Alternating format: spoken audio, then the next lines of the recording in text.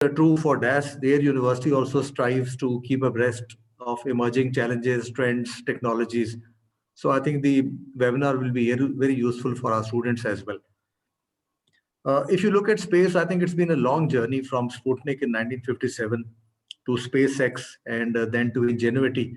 I think we've come a long way, but still there are a lot of horizons which I think uh, need to be explored. Again, if you look at space from another perspective, it's a very crowded place. Suddenly, it has become very crowded with around 2,000 satellites. It has also huge business potential with around $400 billion and 50 countries investing in different areas. And with new technologies like artificial intelligence and challenges such as cybersecurity coming in, I think it will be a very interesting topic to discuss today. However, I do feel that comprehensive absence of policy on the subject may create areas for conflict. And if you look where the world is heading today, and you look at the relations between the US, China, and Russia, some of the major players in space, I think things are not right. We need to sit down together, discuss. There have got to be rules, and it should not be the case, as is the case with the laws, lethal autonomous weapons, on which we have no rules at present. Also, if you look at some of the policies which have been propagated by powers like the US, and the US National Space Policy now defines the space as a battlefield. Now, this sets the pace for other countries to follow suit, and that takes brings in a lot of different dimensions, which truly may not be right for mankind in the long run. So I would not like to take the thunder away from so many participants who are here to discuss the challenges of this very important domain and the astropolitic aspect. I'm very sure you will shed light on each and every aspect, and the discussion will be very useful. Before I uh, finish, I would like to thank Dr. Elikar, Mr. Usman, Mr. Ahmed Khan, and Ms. Rabia for sparing their time. I think we all look forward to some very good discussion. Thank you, Adil, once again. Sir, thank you very much. Now I'll request our first speaker, Professor Eligaz Sadeh. He's a co-founder and CEO of Astropolitics Institute and Astro Consulting International. He's chief editor of the Academic Journal of Astropolitics and a professor of astrophysics, aerospace engineering, and astropolitics. He has worked with NASA, Lockheed Martin Space Systems, Stanford University, the Massachusetts Institute of Technology, University of Colorado, US Air Force Academy, Eisenhower Center of Space and Defense Studies, and the International Space University. He is the author of the books Space Strategy in the 21st Century, In the Politics of Space, a Survey, and Space Politics and Policy, and Evolutionary Perspective. A very impressive resume, and I think the ideal person to educate us on space-related issue. Professor Eligaz will be speaking on astropolitics, the ecosystem of space. Professor, floor is yours, please. Thank you. Appreciate the invite. Good to be here. Yeah, I thought I would start the seminar today by focusing kind of on the broader context of astropolitics that has been mentioned, and what exactly is entailed within astropolitics. I'm involved right now in a project, an astropolitics project through the Journal of Astropolitics in collaboration with the journal Space Policy. They are both well-known international journals addressing these areas of concern. Over time, really have made an effort to broaden the field of astropolitics, that today, essentially, astropolitics really encompasses not just the military, security domain related to outer space, but also civil and commercial aspects of space activities, and really addressing a very broad scope, what I would call the human relationship to the space enterprise, kind of the soft side of the space enterprise in relationship to the engineering and the science. And this would entail, obviously, the historical aspects, the strategic, the political, but also looking at the bureaucratic, the organizational issues, the environmental, obviously the legal environment is very important, the economics, the commercial, and even the emergent business factors and the entrepreneurial activities that we are seeing becoming very prominent, particularly in developed countries in the space enterprise. So I just wanted to highlight a few key areas. This has kind of been a global consensus on this through the Astropolitics project that I've been working on. There'll be future publications on these topic areas, hopefully a forthcoming book as well within the next year or two. So these are essentially just talking points. I'm just going to highlight each one briefly, but obviously there's a lot of depth and substance each one of these individually, where we could go more into discussion with any questions that may emerge. So just to highlight some of the key trends, these are trends, emergent trends, dominant trends, trend factors that we're seeing within astropolitics. The first one I could highlight would be strategic orientations of space powers. And what are those strategic orientations? In the introduction that was highlighted somewhat, we clearly see among the space powers a really interesting dynamic, strategic orientation that very much is geared towards, using space across the board in the civil, commercial, and military domains. And for space powers in particular, if you look at countries like the United States and China, maybe the European effort, Japan, India, to name a few of the key space powers of the world, you see a growing dependence on the use of space assets. And this is true on the civil side, on the commercial side, as well as the military aspects of it. And the space powers, have geopolitical interests, strategic orientations related towards maintaining, I think more than anything else, the broader strategic orientation has been rooted in the outer space treaty regime, which I think many experts sense and see as the Magna Carta of outer space, as allowing for essentially freedom of use, freedom of access to the outer space regime. So you have no extension of territorial sovereignty to the orbital domain of outer space or to celestial objects. The general non-weaponization of space, at least as understood, the non-weaponization related to weapons of mass destruction in the space environment. This doesn't mean there isn't a militarization of outer space, and this doesn't mean that there isn't an interest in the weaponization of outer space. But I think by and large, strategic orientation has been one rooted in, I would say, a soft approach to a commons, where it's of more interest for the space powers to maintain their freedom of access and freedom of use than to begin to contest directly that freedom of access and freedom of use within the space environment.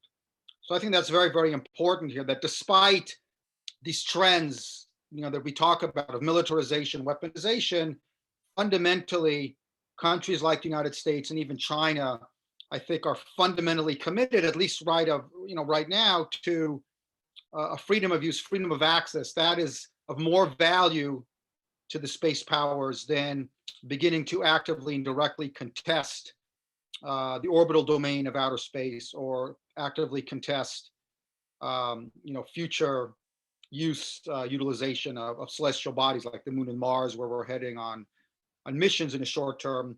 The U.S. has the Artemis program, a return to the moon within the next 3 to 4 years. So this kind of segues into the second talking point here on the commons of space and the boundary problem in space. Given that there's at least an approach to what I would call a soft commons model related to outer space, rooted on freedom of access and freedom of use, there is an emergent boundary problem as where does space begin? And there is a problem of space governance related to that.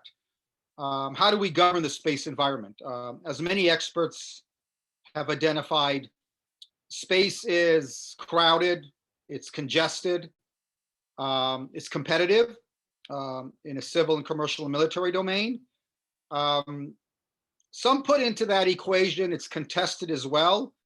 they use like the 3 Cs. They say congested, which is the crowded aspect, and that kind of relates to the orbital problem and a governance problem, orbital debris problem. Competition, which, within the world, within the context at least of global capitalism, to the extent those that are favorable towards global capitalism, that is a positive thing in many ways, as it leads to innovation.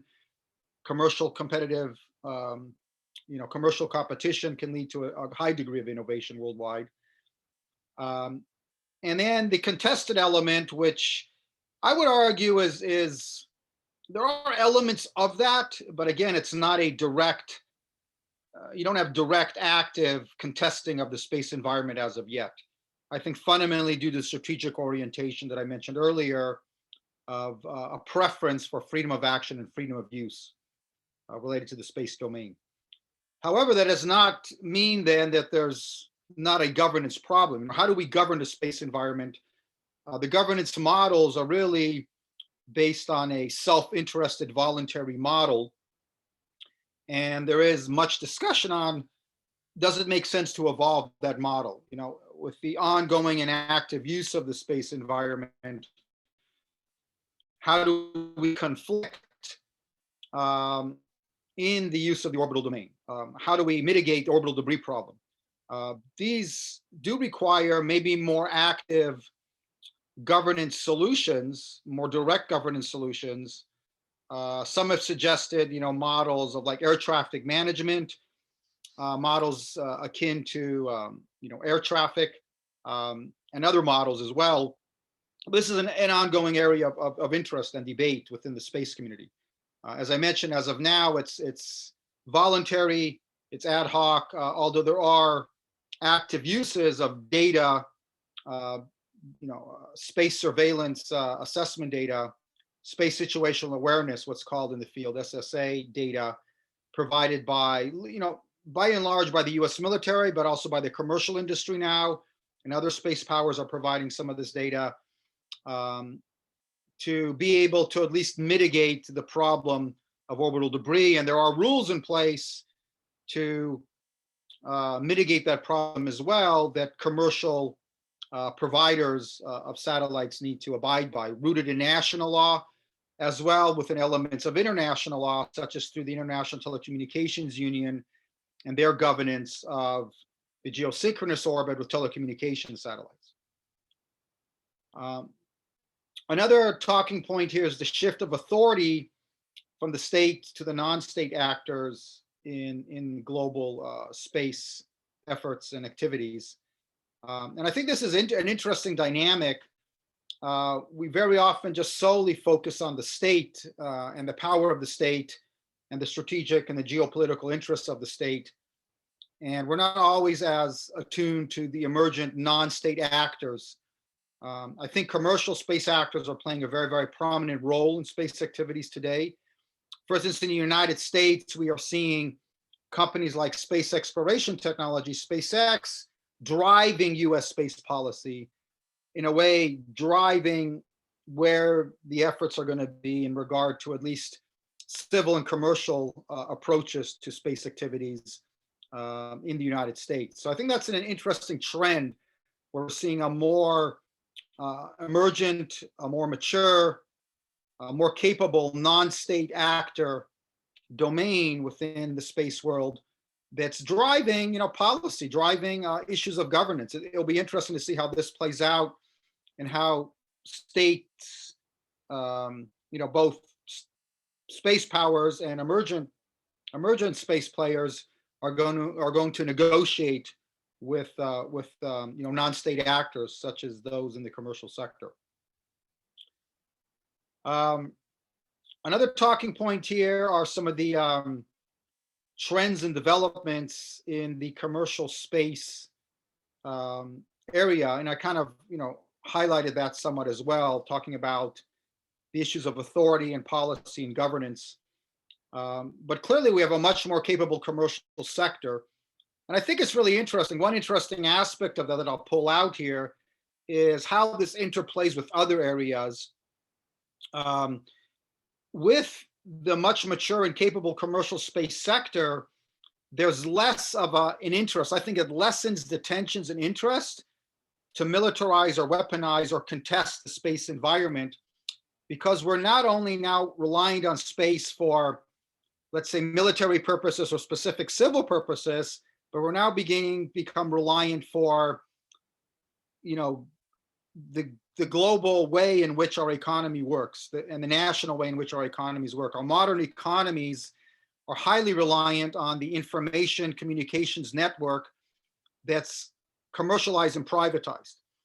And this provides a really interesting dynamic. I was involved in a study with the Air Force Academy a while ago regarding a concept of space deterrence by entanglement across commercial, civil, and military interests. And that we are deterred from contesting the space environment because we are so dependent on it for our modern economy. And I think that's a really, really interesting dynamic. One thing that we often forget about, another talking point here, is that much of what we do in a space environment is very much rooted in cooperation worldwide. High degree of global cooperation. Space can, obviously it can be an area of competition and military tensions and geopolitical conflicts and struggles. I think we're all well aware of that. But I think at the same time, it's often an area where we can cooperate. We can bridge political differences that may exist on Earth by cooperating in space. It does offer an area to cooperate across science, to an extent across technologies that are widely proliferated. And I think that dynamic of cooperation is an important one. And it can, I think, as time evolves, I think that can spill over and begin to maybe alleviate or lessen some of the geopolitical tensions that exist terrestrially.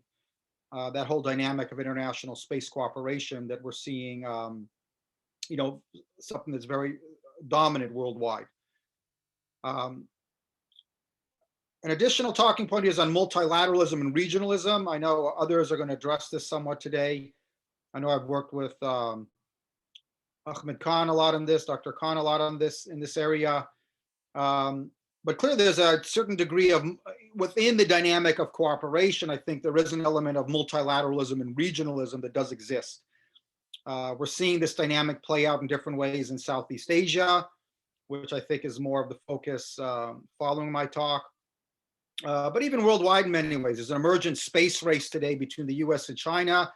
The US is cooperating with the Europeans and the Japanese, the Canadians, and a few others in the Artemis program, and its return to the moon mission. China and Russia just announced an alternative lunar program, lunar settlement program. So, I think we're seeing this dynamic play out in different ways.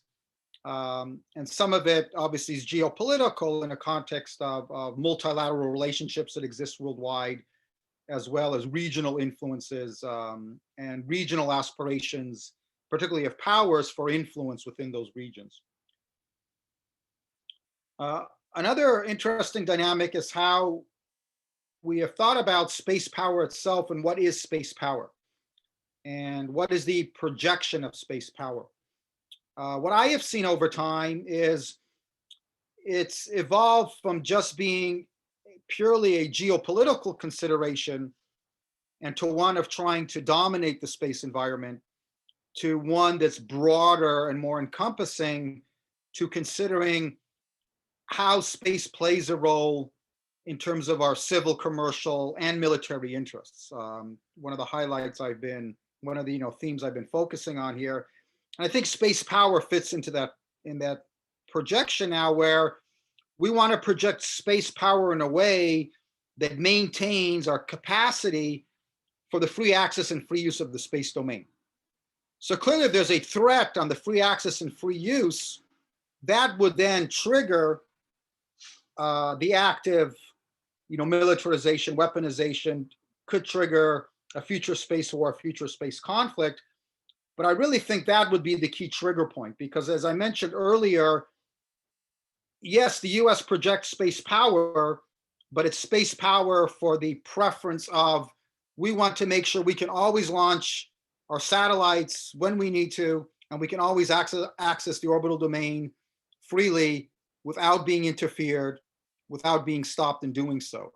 I do not see a preference for the United States to go down the path of preventing others from doing that, because that would work against their interests, particularly being the dominant space power of the world. I did highlight some of these other talking points already on traditional and non-traditional approaches to space security. I think an additional interesting area is related to the whole privatization of space activities, kind of relates to the trends and developments in commercial space, that what we're seeing today is a growing movement towards privatization. And I would distinguish privatization from commercialization in the sense that commercialization can be a public-private partnership. Commercialization can be a public-owned corporation. And when I use the term public here, I mean government-owned corporation. Privatization is where the private activity, the commercial activity itself, is distinct and separate from the government in terms of funding and resources. And I think that's a very, very interesting trend that's beginning to take hold. Although I think the trend that we're seeing, particularly in places like the United States, is that the privatization is rooted on the government serving as an anchor tenant or a key customer. So you have privatization activities like now the privatization of space launch in the US with SpaceX launching even astronauts in the International Space Station. But the government's the main customer, the anchor tenant, to allow for that privatized activity to function. So that, you know, minus some specific areas such as telecommunications, the private market demand is just not there. So I think the government in the foreseeable future will play a key role in enabling those privatization activities by serving as you know, the key customer and the anchor tenant. A couple other areas to highlight, and I'll finish up here, is one on the connection between space and I think global environmental change issues and addressing that and sustainable development. That's something that maybe we can leave for another time to discuss. It's probably not directly related today, but I just wanted to highlight the important role that space plays in that on furthering sustainable development. And this is an area for tremendous international cooperation. This is a commons problem throughout the world.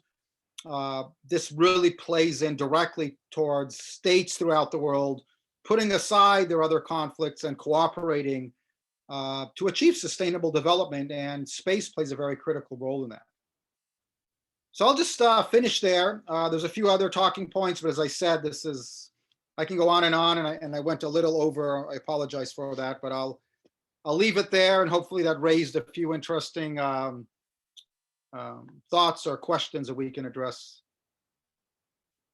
Thank you very much, Professor Aligarh. These were really interesting remarks, and I'm sure it will trigger lots of questions, especially from the students. So may I request all the participants who are attending this webinar, if you want to ask any question, please start writing in the Q&A window, and I'll see how many can be accommodated towards the end. So our next speaker is a very old and dear friend, Mr. Usman Jadoon.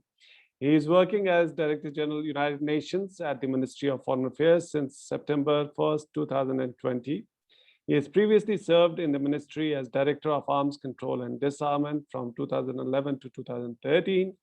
He has also served in Pakistan's mission in Vienna from 2006 to 2011 and Geneva from 2013 to 2020.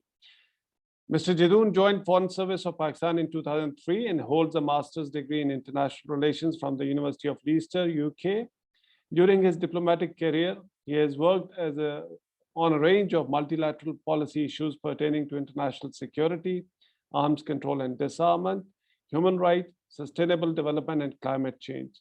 Mr. Jadoon will be speaking on prevention of arms race in outer space, why there is no progress. Usman, floor is yours, please.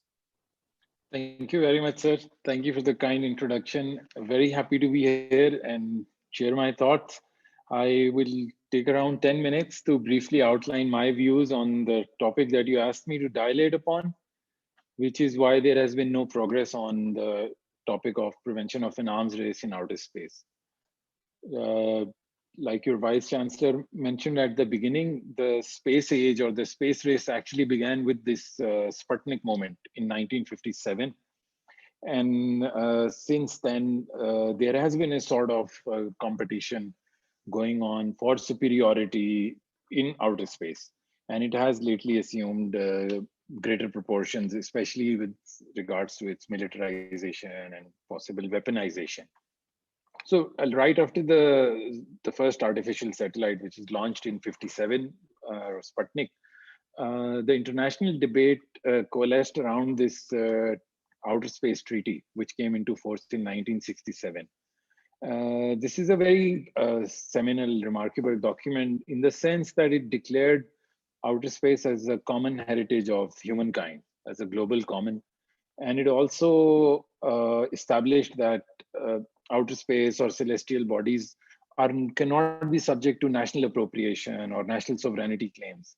It is a common province of all humankind, and no weapons of mass destruction can be placed either in outer space, in orbit, or on celestial bodies, moon, etc. It is silent on conventional weapons, but at least it outlawed the placement of WMDs in outer space.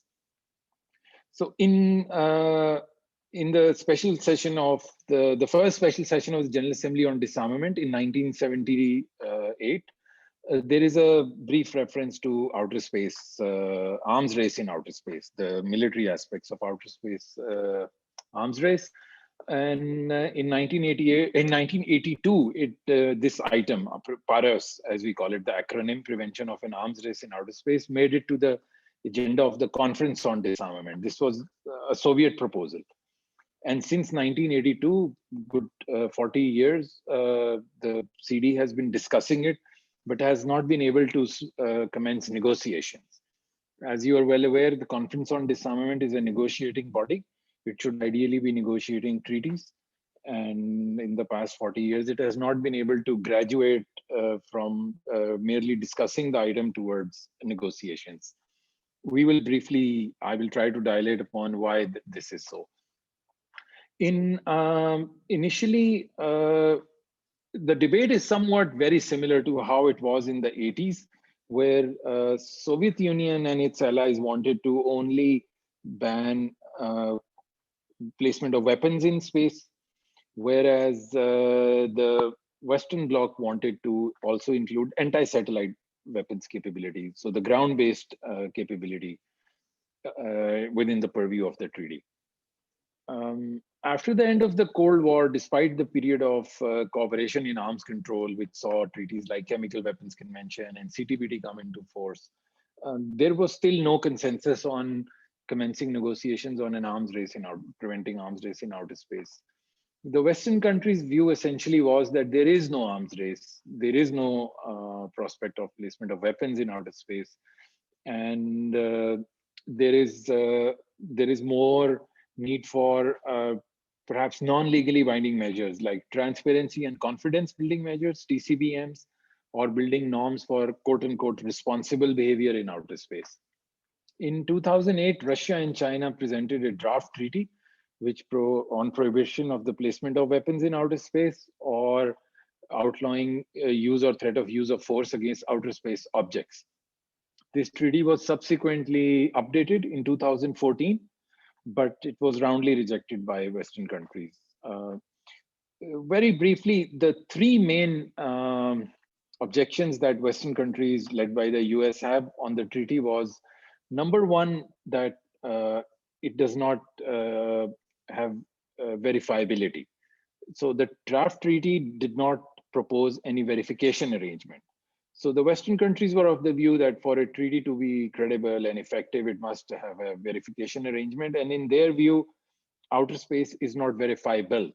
A treaty on Paris would not even be verifiable because of the technology and the domain. And second was the scope. Western countries thought that by only banning placement of weapons and not outlawing research, development, production, stockpiling. It is only prohibiting deployment. It is not prohibiting the whole life cycle. And the third was on the exclusion of space-based assets, ground-based assets like terrestrial anti-satellite capabilities, because the treaty bans placement of weapons, but does not expressly cover ground-based weapons. Russia and China argued that verification can be done and can be added during negotiations. They are not ideologically against it. In terms of scope, again, they said it can be looked into. This is not etched in stone. So we can cover the entire potential. And on ground-based weapons, their argument has been that since it bans use of force against outer space objects, regardless of whether it is from the ground or from the space-based are covered as well. And during negotiations, in any case, they can be negotiated. But there has been no consensus on commencing negotiations.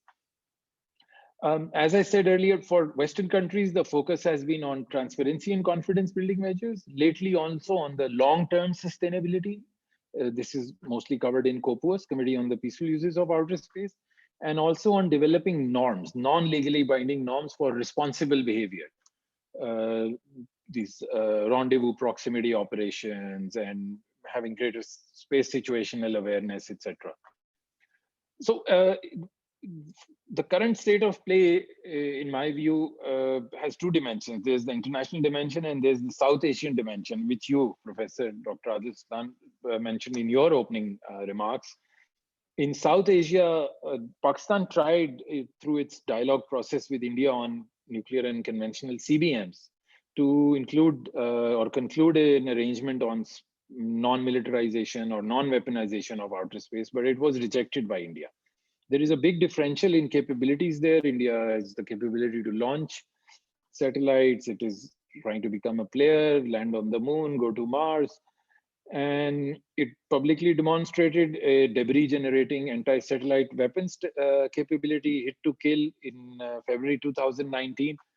And it is increasingly integrating its ballistic missile defense capabilities, and perhaps its forthcoming hypersonic missile capabilities, etc., with space-based assets.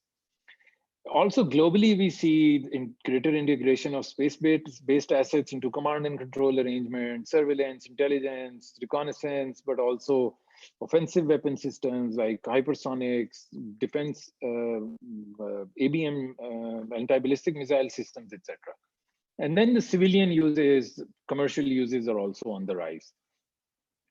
In my view, since you specifically asked the question why there is no progress on PAROS, it is because those who enjoy superiority or dominance in that domain in outer space currently do not feel threatened. It has been the history of disarmament, arms control, and non-proliferation that the dominant power would only relent when they see their competitors, either their peer competitors catching up, in which case they can go towards arms control, at least to limit the numbers. Or if they see smaller powers catching up, they can go towards non-proliferation through technology denial and export control regimes. Or if the thing becomes redundant and a more superior capability or weapon is developed, which can achieve the same effect, can move towards disarmament. In this case, none of the three conditions is met, and one power and its allies group enjoys bigger differential, more superiority, and feels no impulse, no factor to force it to the table to negotiate.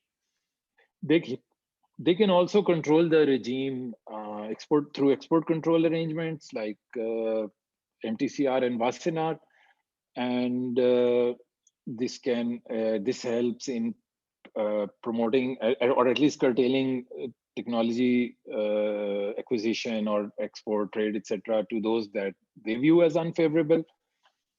And also by building normative pressure through civil society, through various UN processes, short of negotiation, treaty negotiations, developing norms through limited membership groups of governmental experts, to develop these norms which have normative value, like customary law value, but which are still short of treaty. If you look at the horizon, how it looks in the future, so I think this is no longer a two-way arms race like it was when the agenda item came to the international platforms. Today, there are more players, more actors, and thus a greater need to actually cooperate and prevent an arms race emerging in outer space, or weapons appearing in outer space, actual weapons which can either attack other objects in space or even be used to attack objects on the ground, not just support ISR capabilities, but actually be used to for offensive purposes. We also see every day greater integration of space technologies in everyday military use. And we also see that the conversation is broadening. Professor Sadeh mentioned very, very useful, very, very pertinent aspects of that.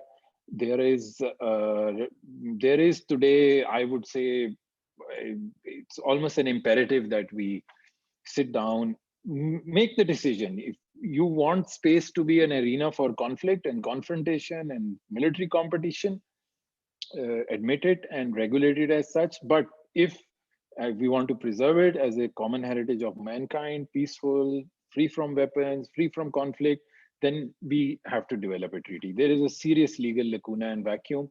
If we start mining in outer space or start building space colonies or whatever appeared science fiction a few years ago is becoming closer to reality now. So we do need more cooperation. My last point is about Pakistan's approach. Most of the participants here would be well aware that Pakistan has all along supported the agenda of Paros. We have also supported a legally binding instrument, a treaty on which prohibits placement of weapons in outer space. We are ready to go even further. We are ready to comprehensively ban all types of weapons, all types of activities which contribute to an arms race in outer space. And we remain committed to that. We think that it will contribute to regional and international peace and security and stability.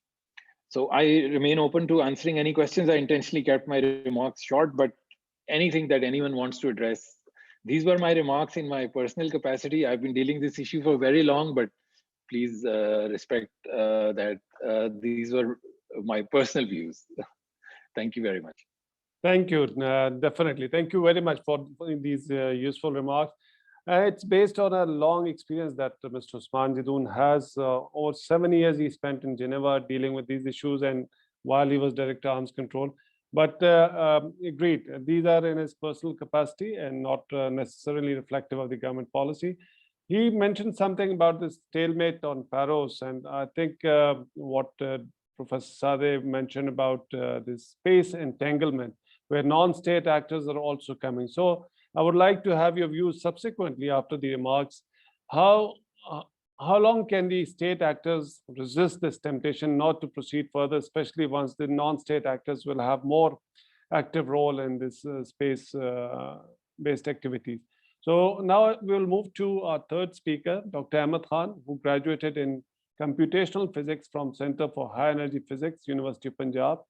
He did his PhD in strategic and nuclear studies from National Defense University. He was a visiting fellow at South Asia Center, Atlantic Council, and Institute of Strategic Studies, Islamabad. Dr. Khan is one of the authors of a book titled Indian Unsafeguarded Nuclear Program and Assessment. He had been a one-time guest editor of Astropolitics Journal's special issue of 2019. He has co-authored multiple international publications on space, nuclear, and strategic studies, including 2 book chapters in Handbook of Space Security. He will be speaking on competition and cooperation in space. Dr. Khan, floor is yours, please. Sir, I am audible? Yes, you are audible. Sir, thank you very much. Actually, I'm feeling little discomfort after hearing 2 great remarks from Professor Sadeh and Sir Usman. The remarks actually dwarf my original remarks on the competition and cooperation, but I still have some points to share with the audience. And I start with the first thing is that basically we need to strike a balance between the competition or the cooperation. As I choose to discuss for this webinar. The topic was competition or cooperation.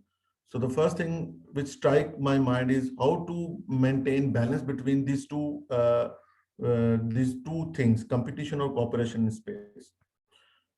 Striking a balance is not some hidden mysterious process with visible results. It involves considering industrial and scientific development activities in the spacefaring nation. So originally the competition and cooperation are two mutual things. Cooperation in space domains draws on competencies of various spacefaring nations, and it is created and stimulated through competition. The cooperation is stimulated through competition or cooperation. And overall, the cooperation requires trust on an institutional level as well as individual level, the state level. Overall, my thinking is very clear about the competition and cooperation, and it is that for last 3 decades, space has been gained importance for security and social economic development of spacefaring nation.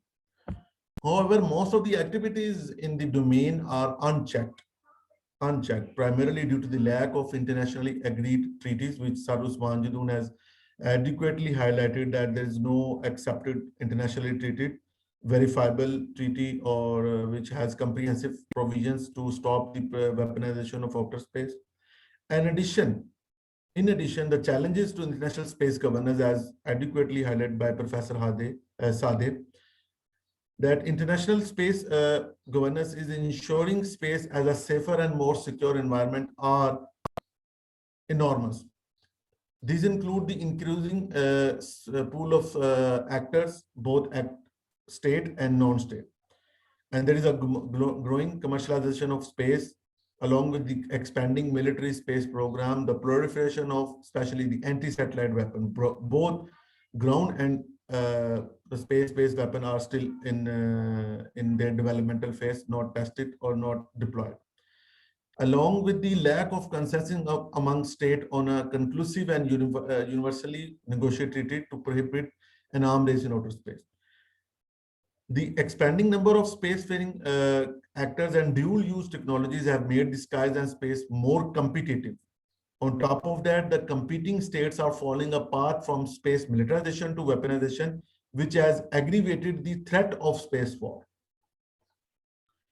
In addition to my previous comments, the more alarming thing is that after the end of the Cold War, the world is witnessing a gradual increase in military and peaceful space assets and technologies of states other than the two basic competitors during the Cold War, the US and the former Soviet Union. Now, the space order is witnessing India, China, Japan, South Korea, and other actors are expanding their international cooperation to send other states satellites in outer space. This is actually referred to congested, contested, and competitive environment. The global space order is expanding both at global level as well as at regional level. These have made space a competitive domain. In fact, China and India have provided alternative platform for developing countries to send their satellite more cheaply than the United States and Russian launching pads. Moreover, to pursue scientific endeavors and to meet commercialization as well as security needs, as discussed by Professor Sadeh, the reliance of state on space-based capabilities has increased significantly. Along with the commercial and economic uses of space, the spacefaring nation has been ambitiously investing in military exploitation of this global common, of this global heritage that has now been emerged as an arena of potential confrontation. Other than that, the divergent space policy approach, as discussed by Professor Sadeh, that the strategic orientation coupled with the competing strategic aspiration, constrained pursuit of collective action toward achieving this goal. Space activities are generally categorized into several domains, including civil, military, and commercial. And we are expecting that the states are to bend on exploiting all these domains more rigorously than it was observed during the Cold War. Currently, the spacefaring nation seeks to establish decisive dominance at least in the military aspect. This approach consequently heightened competition by stimulating tension and encouraging military countermeasures, giving the ongoing geopolitical competition in space whereby this domain has emerged as the fourth medium of warfare. Any model of space governance must not overlook the inherent competitive tendency among the state. I mean, if we consider any kind of treaty or any kind of improvement in the global space governance, we must look at that the inherited competitive tendency among the state is not going anywhere, and they should rather aim to promise more incentives toward cooperation. The rationale behind space governance revolve around the notion that depicts having competing interests. The irrational behavior of the spacefaring nation would be equally disadvantageous for their pursuit of this domain. Recognizing states' inherent instinct to pursue competitive objective, I suggest that the cooperation towards space governance in a manner that does not overlook their grounded self-interest. Their self-interest is more profound, and it is the major obstacle and challenge towards establishing a global space governance. And that we have been witnessing in CD as well, where the Paris debate has been suffering a perfect stalemate because of the inherited self-interest of the states always come forward and block any kind of negotiation toward a universally accepted treaty. And similarly, these interests aims to reduce the cooperative incentives provided by the global commons. So the idea of global space governance therefore seeks to maximize the prospects of peaceful exploitation of this global common by encouraging responsible behavior, but it is has not been responsible so far. So my understanding is that the spacefaring nation are developing their space program at a fast pace. What really derives this unabated exploitation of space is a question that largely remain unaddressed. While some argue that the program are driven by techno-nationalism to demonstrate technological prowess, a state natural instinct to hedge against the other in a global commons also cannot be ignored. Last point, but not the least, is that one reason behind state reluctance to enter in any space-related arms control agreement can be the urge to amass maximum technological capabilities. This appears that the major actor intend to buy maximum possible time because there are some capabilities which are still under development. So my understanding is that the major space actors are still trying to buy maximum possible time to develop enough capabilities before agreeing to put limits on number and types of their capability. That is a very important part of this global contemporary debate, that what are the actual capabilities, and as space offer dual use capabilities. So my understanding is very clear that unless you have a verifiable treaty which verify that what kind of payload we are sending in space, till that time there is no room for international treaty, although there are steps we are following, but still the final treaty is in jeopardy. It must be realized that the future of global space arms control considerably depend upon the arms buildup in the domain of space. If any arm race in space continue to go unchecked, it would seriously jeopardize other efforts to arrest arm competition. The primary reason behind this is the growing diversity of space military asset and their unfolding role in different military strategies. And one particular example is given by Dr. Sadeh is this deterrence in space, and it can also be exemplified as nuclear deterrence. The final point which I would like to add is the level of space cooperation which can be offered right now. The level of cooperation can include the international cooperation can include stronger space research, lead to specialized technology capability, transfer of space technology, which is missing at the moment between the high end and the low end states. And my recommendation is that we should opt for such measures at global level to to to regulate the transfer of technology from high-end technologies to low-end technologies. And we should enhance space research, and also what at the moment is the efforts to explore the planetary missions.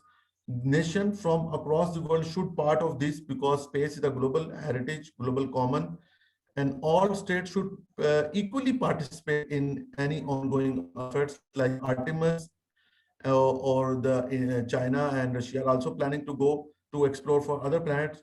So my understanding is that if we ask other nations to come across and join these initiative, then the common heritage will be the exploration of common heritage will be benefit for the entire mankind. That is from my side, sir. Thank you, Dr. Khan. You mentioned something about space order. So my question would be, is there a space order or disorder? But you can respond to this after the remarks by our last panelist. So the last panelist is Ms. Rabia Nazir, and she is a student of our department. So I always encourage as a practice to include one of the students in these webinars, because it's a good exposure and you get diversity of views also. So Ms. Rabia Nazir graduated in Defense and Diplomatic Studies from Fatma Jinnah Women's University. Currently, she is pursuing a master's degree in Science and Strategic Studies from Air University. Her current research is on the Indian space program. She has previously worked for a think tank as a research associate. She will be speaking on India's space program, challenges for strategic stability in South Asia. Ms. Rabia, floor is yours. Thank you so much, sir. So I will briefly introduce the subject of this webinar regarding the space. And I'll be discussing Indian space program, its challenges for strategic stability in South Asia. So as we all know that space has been a fundamental part of military power projection of the world's major power.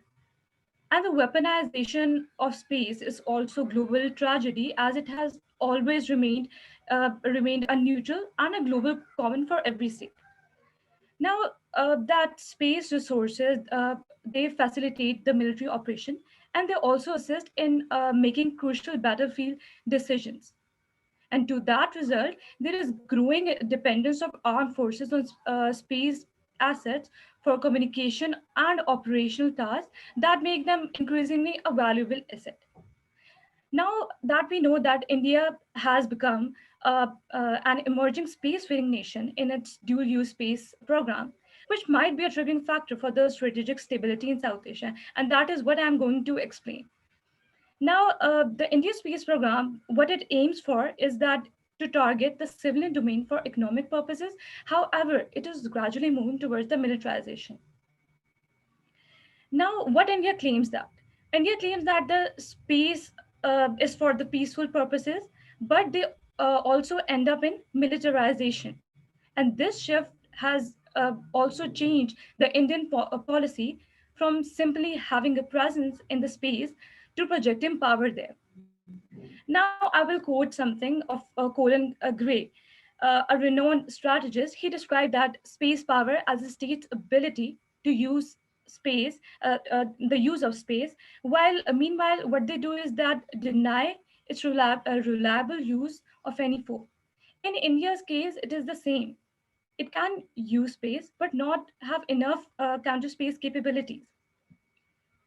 Now, what they address in this, according to India's effort in the space-based capabilities, they are developing it, and which needs a serious inspection. Now, the question is why the Indian Space Organization (ISRO) it is basically a civilian agency and has coordinated India's military and civilian space program since 1960s. Now, what is happening now? What happened in 2019 is that India took a major technological and institutional step towards arranging an international competitive space warfare capability. And in the same year, India became the fourth country in the world by shooting down a satellite in Leo with a missile launched from Odisha, which is a testing range. And they claim that these are the new capabilities, and they are just to assure, they are just to assure the international law. They are not violating it, or rather, not violating the peaceful purposes. And rather, what they are doing is they are growing fast and for the safety of their population, Indian population.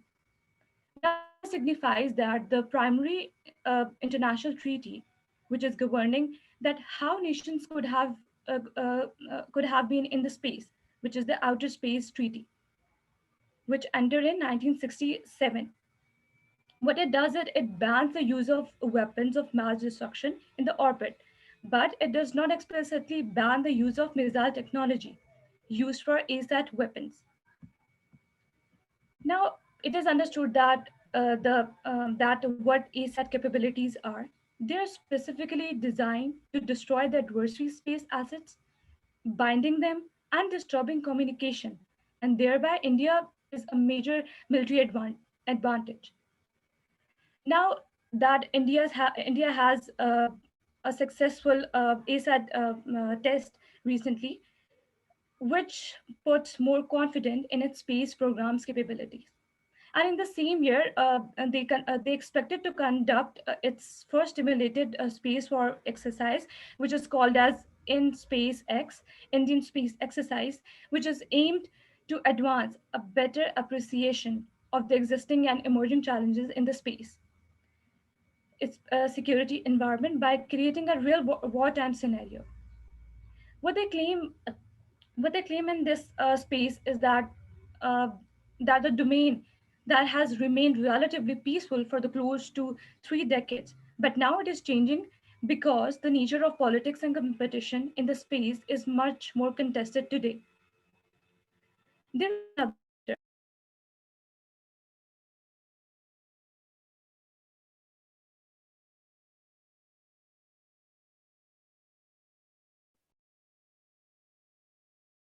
I think, Dr. Khan, can you hear Ms. Rabia? Sir, I cannot hear. Okay, so So I she's thought still- my network is bad, so probably her network has interrupted. So I'll just wait for a couple of seconds, or then we can move.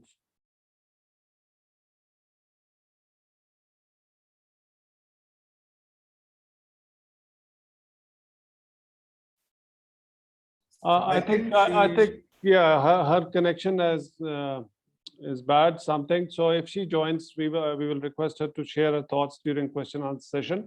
So let's move to question answer session, and we have some time now because we have to wind up by 18:30 Pakistan Standard Time. So we can accommodate a number of questions. So I'll just go over some of the questions. First question was by Mr. Taha. I think he is looking for opportunities where he can pursue his space interest. I think opportunities, Taha, is around you in this space era. You can always find out. But we'll move to the next question that are more specific to our subject of today. This is by Kamal Preet to Dr. Sadeh.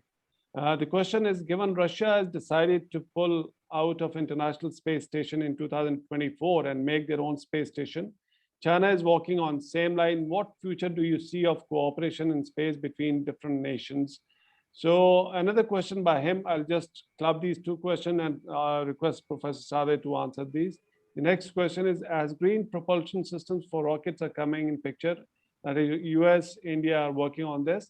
Do you see in near future space policy drafts will consider this aspect, as well as people are more sensitive towards climate around the world? Professor Sadeh, would you like to answer these two questions?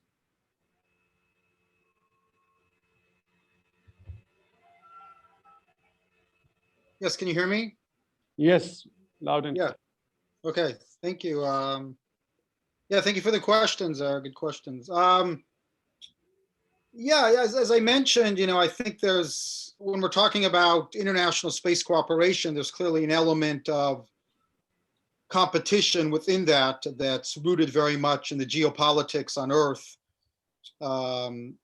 some of that's rooted as well in multilateralism and regionalism. But I think when we're talking about the United States, Russia, and China, there's clearly a geopolitical competition, geopolitical struggle that exists terrestrially, and that has extended itself to the space domain. Although there has been a high degree of cooperation between, I think, the United States and Russia with the International Space Station, and even, Russia for a while launching US astronauts to the International Space Station, and the US being dependent on that with the termination of the Space Shuttle program in 2011. I think the geopolitical conflicts that do exist have reasserted themselves, particularly with the capacity now for the US to not rely on Russia any longer with that program, specific to your question on the International Space Station. Keep in mind, though, at the same time, that timeline is representative of, it's a reasonable timeline to expect with that program. I mean, that program, we're approaching now more than 2 decades since the International Space Station has been operational. And I think there's a waning interest among many of the partners to continue to that commitment much beyond the next 4 to 5 years. I think there's some talk about maybe extending the program to 2030. Even from a standpoint of the US, I just do not see money in the budget, even in NASA's budget, as large as it is compared to other national space agencies, to allow for an active lunar gateway program, lunar settlement and mining and science operations, while we're still continuing with the International Space Station program. So I think we're already seeing a shift. So I don't think, although there is a geopolitical element to what's going on between the United States and Russia and China, I don't think Russia's intention to withdraw from the program in the next 3 to 4 or 5 years is unreasonable, given where that program is at. Russia aspires to many things, but if you look at the resources, the capacity, I think it's somewhat out of sync with those aspirations. I think the more interesting dynamic that's emerging is the ongoing cooperation now that we're seeing between Russia and China in the space arena, particularly with their announcement of cooperating together for a future return to the lunar surface. I think that's a very interesting dynamic. And clearly there's in many ways, an unspoken space race between the United States and China, I think, for dominance within the domain of space. And that's in part related to, I think, China not being part of the cooperative endeavors that are going on, whether it's Artemis or the International Space Station program.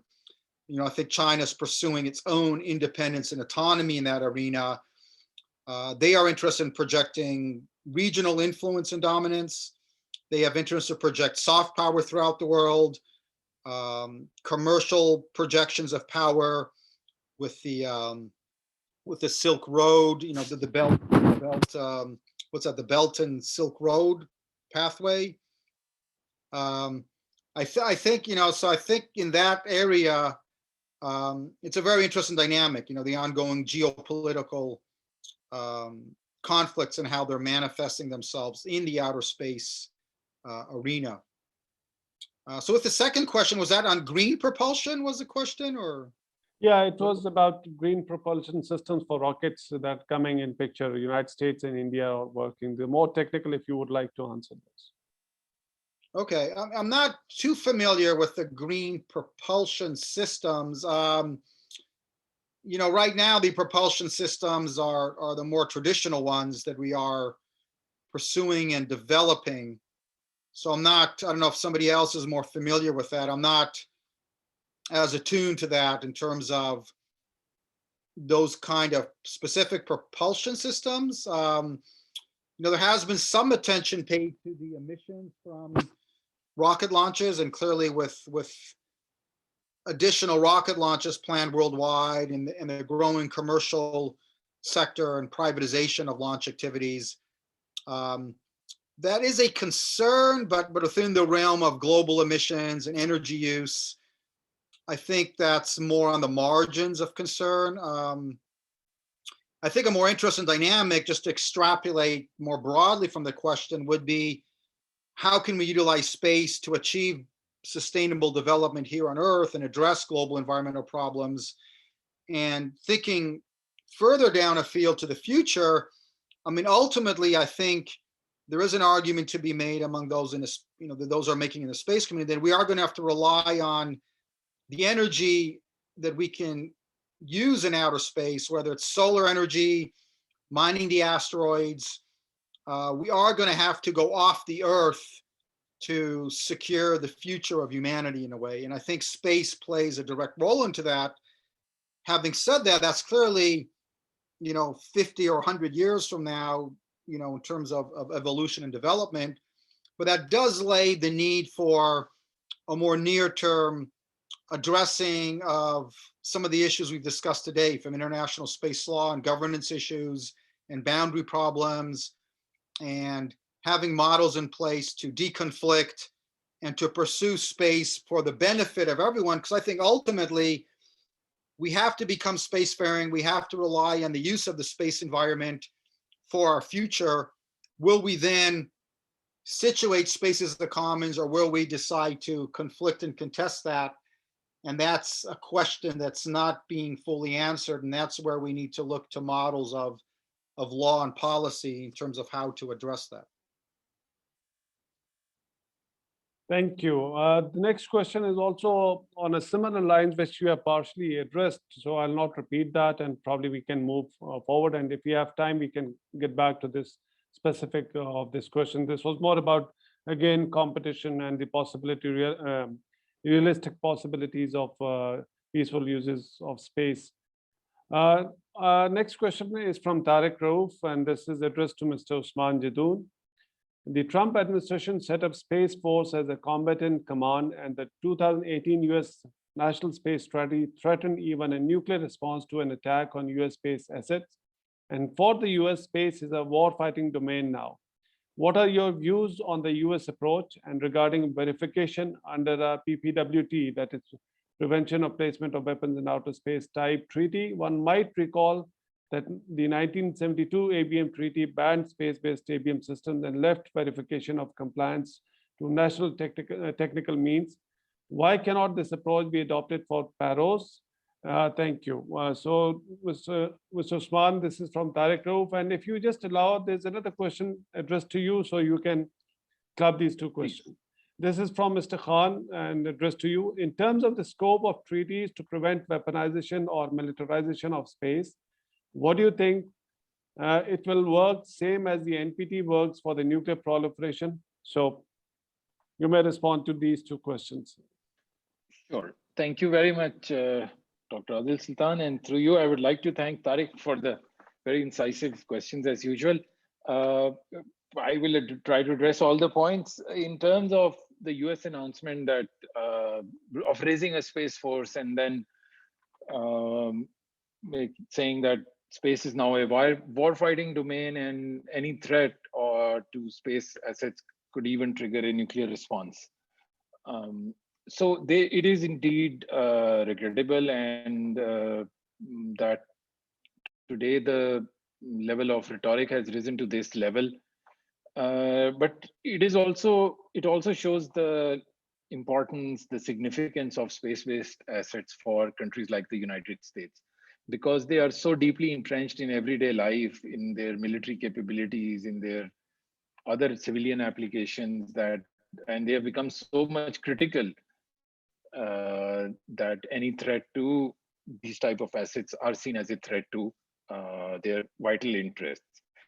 I think the important points for the international community as a whole to gather here are that this is not space is not United States national territory, or it cannot appropriate any part of space. It's a common heritage of all humankind. So we all have to collectively address it. And then also the Outer Space Treaty itself, although it is silent on conventional weapons, it bans the use of or deployment of WMDs in outer space or celestial bodies, or even installations, military installations, or stationing of armed forces, etc., on celestial bodies. So the international community has to see if there is any conflict with those legal obligations to which India, US is also legally obliged. And then we have to identify the lacunas which are currently being exploited and fill them and through a new treaty.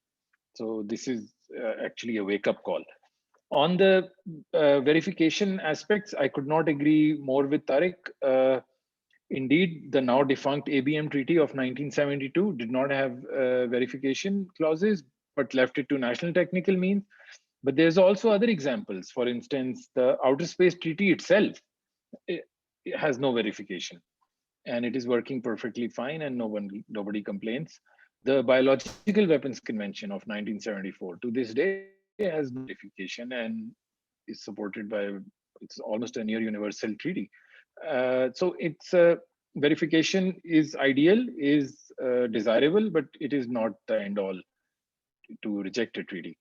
And the China and Russia have never rejected verification. This is unlike the ideological position that, let's say, the US takes on BWC, Biological Weapons Convention verification, or that it used to take during the Bush Junior years on FMCD verification. China and Russia are ready to consider verification. During negotiations, they have, in the revised treaty text of 2014, they have signaled the possibility of adding an annex, a verification or a verification protocol through the treaty also. So they are not close to it. It's just that they have not offered a workable model now. And as technologies develop, I think it is increasingly becoming technologically, scientifically feasible also. The second question from perhaps one of your students. So preventing weaponization or militarization of outer space on the pattern of NPT, or whether it would end up as an NPT, the short answer is no. And the long answer is because this treaty, A, because of the negative experience that international community has from the NPT, and B, from its own design, will be non-discriminatory. So the treaty on outer space, whether it's PPWT or any other treaty, will not discriminate between states parties. It will have uniform obligations, common obligations on states parties. It would not allow some states to retain some technology or some capability which is banned for others. And no developing country, and I repeat, absolutely no developing country will accept any such apartheid again. And this is a non-starter. So whatever obligations are agreed will be uniform for all parties. So having an NPT-like treaty here is out of question. We will not carry the burden of non-proliferation. Those days are over. Thank you. Great, thank you very much. So next question I'm directing towards Rabia Najeeb. So you can also briefly add on to your remarks which were left over, but I would request to be brief because we just have 13 minutes to go. So the question is Indian advances in the outer space and implications for South Asia, one. Second, the question by Hafsa Khalid. She's a student at Air University. She is asking that, can you please put a light on how Pakistan can explore the space-based capabilities? So these two questions, Rabia, can you be brief in your response? So, okay, I'll answer the second question first. For Pakistan? Pakistan is on the lower edge right now. Pakistan needs to rise in the terms of space exploration or space-based capabilities. We all know that first is China, first is USA, then China, then there is India on the other hand, and there is a quite rivalry between China and India. So India is developing, and what I mentioned in 2019, what they are doing, they are developing their ASAT weapons successfully, and this might be a triggering factor for the strategic stability of Pakistan. Pakistan needs to cooperate with China or USA, Russia, France, any international community through treaties. Although treaties doesn't apply on Pakistan, but if Pakistan would go further in space-based programs, it can enhance the capabilities by doing cooperation specifically with China, or USA could be a second option for Pakistan. And in this scenario, as India is emerging, Pakistan is in dire need to develop its space-based dual-use space technologies in space. Okay, Uh, thank you. sir, Thank you very much. Do you want to say can you something please more? repeat? No. Can you please repeat the first question? So this was about Indian advances in the outer space and implications for South Asia. So briefly, you touched in your earlier remarks also, so we can Yes, sir. skip that because we have a number of questions, and I would like to give opportunity to Dr. Ahmed Khan to address these questions. This was about,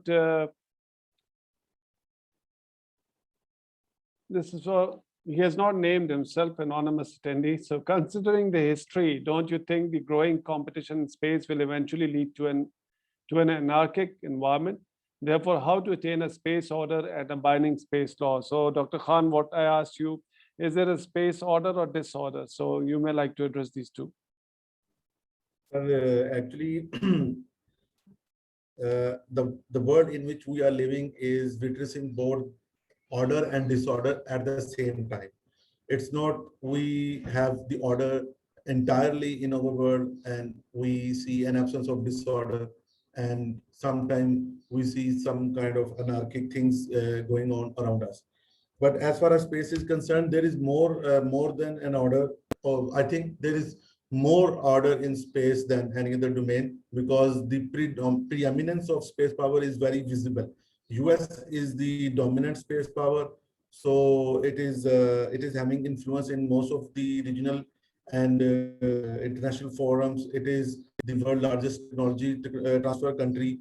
It is part of the ITAR regime, MTCR regime, other export control regimes.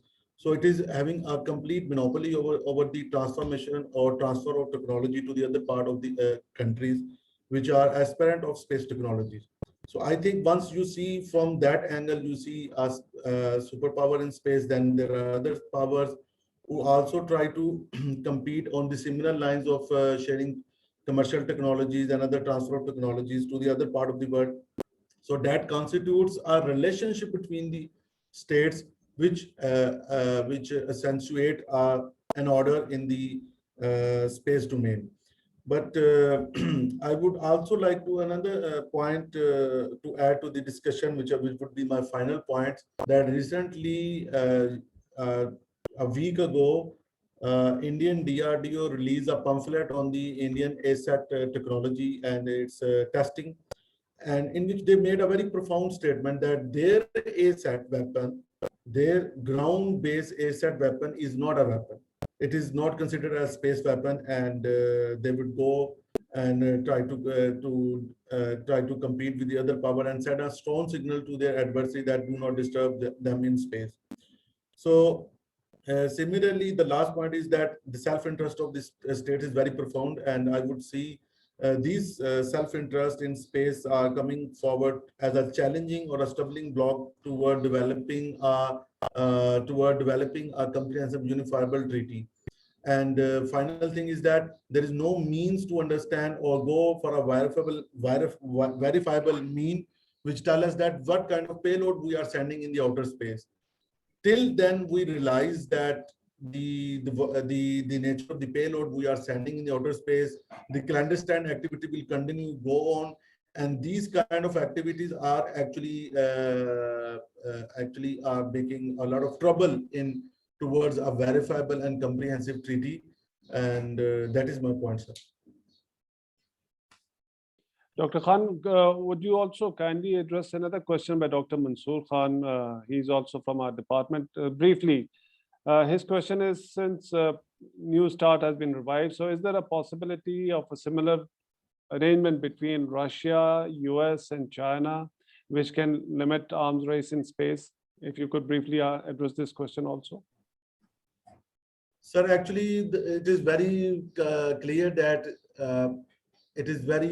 that the mutual mistrust and distrust, the dynamics of mistrust and distrust between Russia, China, and America especially between Russia and America and China and US, is very profound. This mistrust and distrust will not be able to help them to make a treaty similar to the New START treaty or similar to others bilateral dialogues.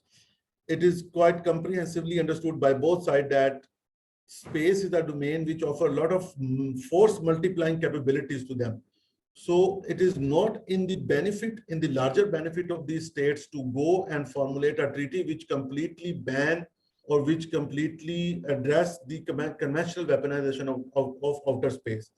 As Professor Sadeh has adequately highlighted, the OST, the Outer Space Treaty is the Magna Carta of treaties. And my understanding is that if, for example, if we address the transition of conventional weapons, which or if we Outer Space Treaty address the transportation of nuclear weapon in outer space, then there will be no other treaty to comprehensively address the nuclear non-proliferation or other initiatives. So the peaceful means of outer space are deliberately discussed on a lower level, like what we have addressed in Treaty of Antarctica and Treaty of Tlatelolco about the peaceful uses of region. This debate of peaceful uses of outer space has been not completely addressed in OST. So there are some legal lacunas and loopholes which restrict the future engagement of states to address or come across the treaty which we have currently witnessed in nuclear domain, like New START treaty or SALT-1 or SALT-2 negotiation or other previous treaties. Sir. Okay, thank you. I think you highlighted legal. My personal view is more of a political thing. So if there is a political consensus amongst major powers, anything can be achieved. So my last two questions to Professor Sadeh, we would like to benefit from his views. First is from Farooq Ansar. He says, how integration of space technologies with emerging technologies like artificial intelligence, information and communication technologies, cyberspace, lasers, will affect the survivability of deterrence on ground. So that is one. And second is this question by Ms. Munazza Khalid, who is a research associate at our department.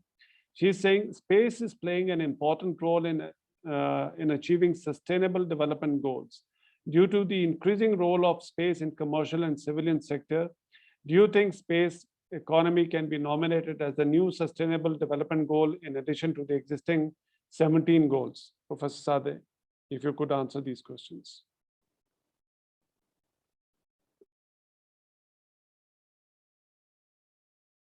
Yeah, mic is on mute. Yeah, thank you. Thank you. Thank you for the questions. Yeah, on the first one, I think it's a very interesting dynamic. I'm beginning to publish a number of papers in this area of how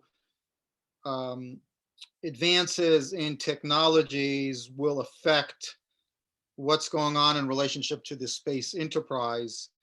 From artificial intelligence to even enhancing the human body in different ways to live and thrive in the space environment. I think it's a very interesting dynamic therein. To what extent that will play out, I don't think it's a near-term thing, though. I think some of these systems are clearly, there's ongoing development here on Earth, and to what extent will play a role in the space enterprise is still a question mark to an extent. If you look at the technologies being deployed, advances in computer technology, innovation. We lost your voice, Dr. Aligar.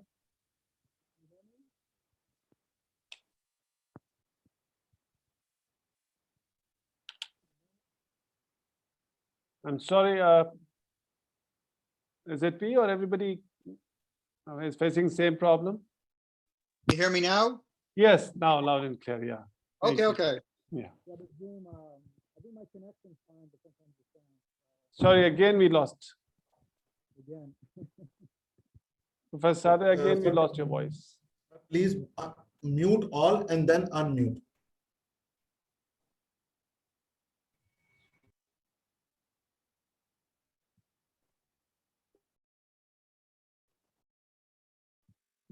How about now? Yes, now clear. Okay. Hopefully.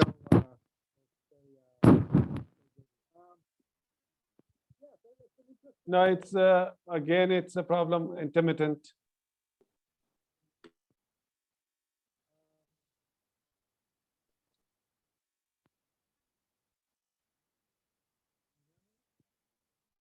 No.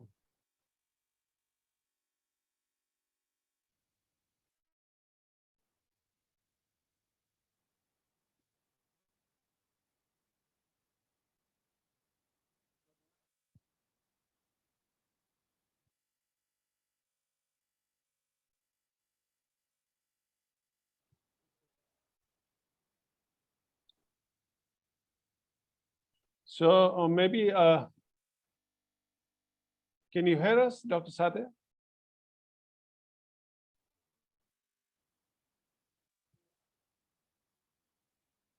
No, I think we have a connection problem. So maybe a last minute or so.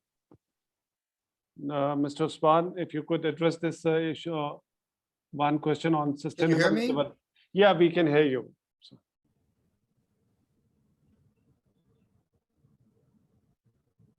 Dr. Sadeh, can you hear us?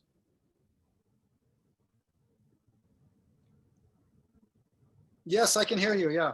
Yeah, now we can hear you. Yes, please go ahead. Okay. No, as I was mentioning with the technologies, yeah, I think it opens up a very interesting possibility. Although I think in this space arena, we're still relying on technologies that were developed, decades and decades ago, like with our propulsion technologies and things of that nature. But I think with the privatization, you're beginning to see and commercialization of space activities, more innovation being brought into the space arena. So I think that's going to definitely has consequences and interesting developments that could play out, in that domain. The second question, I guess, was related to sustainable development. I think that was an interesting proposition there to look at maybe space set up as its own sustainable development goal in and of itself.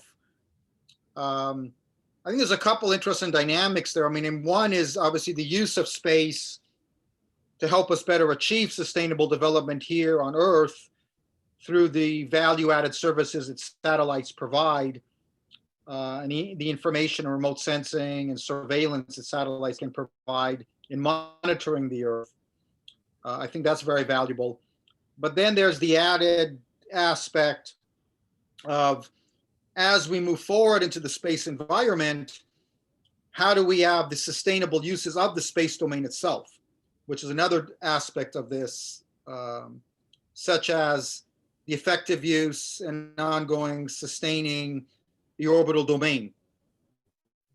There, right? We need to address the orbital debris problem. There are concerns in the contamination of outer space, which is actually something that's addressed in the Outer Space Treaty. As we move to the moon and Mars with future missions and humans there are issues related to contamination, forward and backward contamination issues that come to play. And there are policies and governance in that domain as well. Hello, can you hear me? Yeah, we can hear you. Yeah. Okay. Okay. Yeah, so just some thoughts, good questions. Those are just some initial thoughts that come to my mind. Thank you very much, Professor Sadeh. And I am very sensitive to time because it's nearing towards breaking fast time over here in Pakistan, especially in Islamabad. And I don't want to test the patience of all those who are fasting over here. Let me thank to all the panelists for taking time out, especially Professor Sadeh. It is quite early on your part of the world, but you were gracious enough to come and share your thoughts.